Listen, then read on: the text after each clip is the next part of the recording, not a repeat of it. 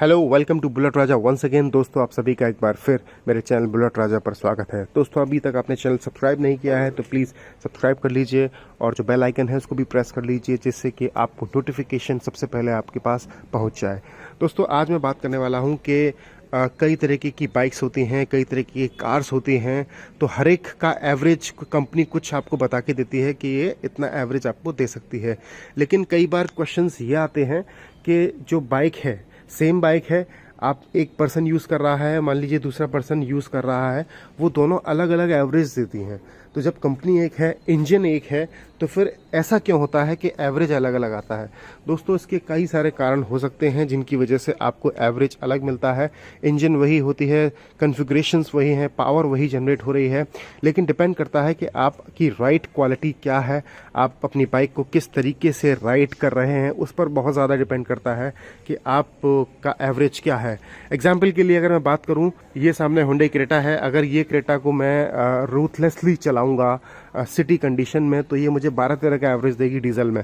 अगर इसी क्रेटा को मैं हाईवे पर साइलेंटली चलाऊंगा, बिना रुके, और 60-70 की स्पीड पर चलाऊंगा, 5th गियर में, 6th गियर में, तो ये मुझे 26-27 का भी एवरेज देती है। तो आप देखिए, यहाँ पर एवरेज में जो है दुगने से ज़्यादा फर्क हो गया।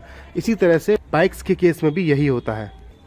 तो एक्चुअल में होता क्या है कि हमारा जो राइडिंग स्टाइल है उसमें डिपेंड करता है। पहली बात तो ये है, आपका जो कंडीशंस हैं, आप कोई पर्सन जो है वो वहाँ रहता है जहाँ पर ट्रैफिक बहुत ज़्यादा है, उसको बाइक बार बार रोकनी पड़ती है, और बाइक कभी कभी मतलब स्पीड पर आप चले जाते हैं और वहाँ पर ज़्यादा ऑब्स्टेकल्स आते हैं, ब्रेकर ज़्यादा हैं, रोकनी पड़ रही है बाइक आपको, तो वहाँ जाहिर सी बात है एवरेज कम देगी।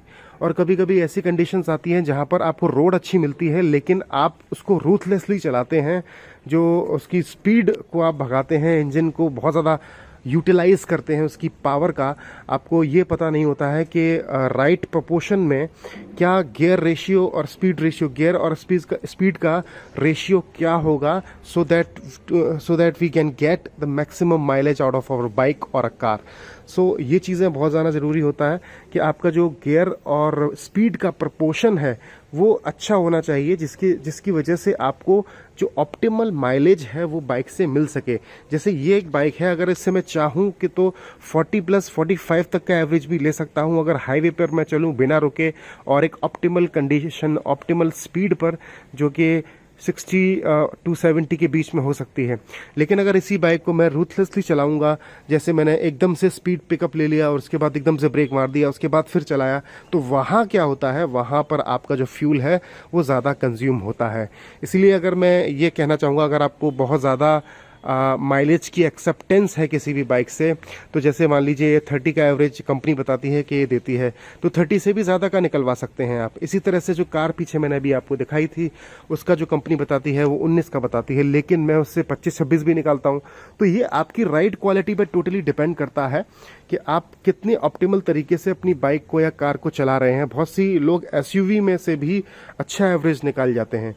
तो ये टोटली डिपेंड करता है आपकी राइड क्वालिटी क्या है, आपका जो गियर और स्पीड का रेशियो क्या है, जिसकी वजह से आपको मैक्सिमम माइलेज मिल पाएगा। दोस्तों, ये आई होप मैंने आपको जो डाउट है regarding average of law of average की हम बात करते हैं, तो उसके बारे में डाउट्स थोड़े बहुत आपके क्लियर हुए होंगे। फिर भी कुछ ऐसा क्वेश्चन आपके माइंड में आ रहा है जिसका आंसर आपको इस वीडियो में नहीं मिला है, तो प्लीज़ टू कमेंट करके मुझे बताइए कि आपके दिमाग में क्या डाउट है। उसको मैं सॉल्व करने की पूरी कोशिश करूंगा और अगले वीडियो में उसको बताने की बिल्कुल कोशिश करूंगा। जब तक के लिए बने रहिए मेरे चैनल के साथ। सब्सक्राइब नहीं किया है तो उसको सब्सक्राइब जरूर कर लीजिए। मिलते हैं जल्दी ही नेक्स्ट वीडियो में। Thank you, take care.